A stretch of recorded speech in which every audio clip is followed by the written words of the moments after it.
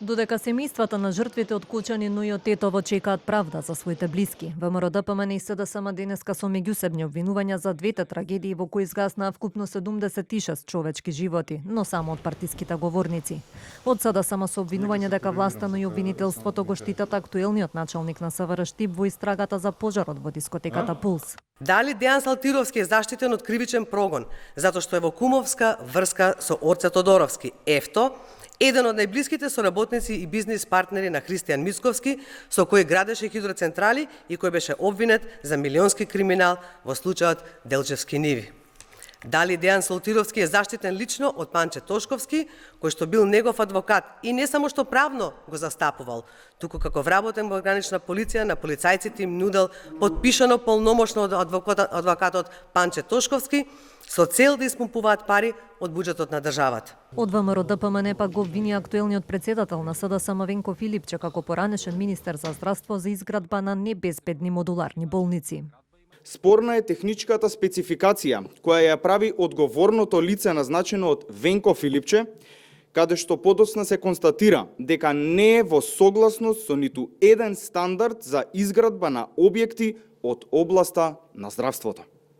Не се почитувале Законот за градење и Законот за здравствена дејност и не се почитувале минималните технички стандарди за заштита од пожари и експлозии. Но и двете партии не потврдија дали имаат пријавено до надлежните институции она за што се обвинуваат од партиските говорници. Во меѓувреме истрагата за пожарот во Кочани финишираше. Државниот обвинител Љупчо Куцевски во 24 анализа рече дека и за улогата на полицајците, кои кобната ноќ биле во дискотеката Пулс, има постапка и дека дел од полицајците веќе биле на распит. Нивните задачи, зошто дошле, како дошле, кој им дал налог, со кои намери, што превзели и така натаму, се уште се испитува, односно ќе се утврдува во текот на постапката. Доколку има вина на било кого, и на полицајците, и на нивните што им наредили и така натаму, верувајте дека ќе има одговорност.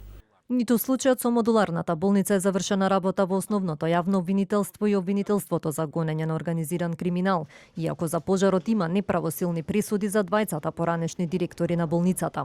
Телевизија 24 веќе објави дека се води предистрага за тендерот, јавната набавка, материјалите за сите модуларни болници.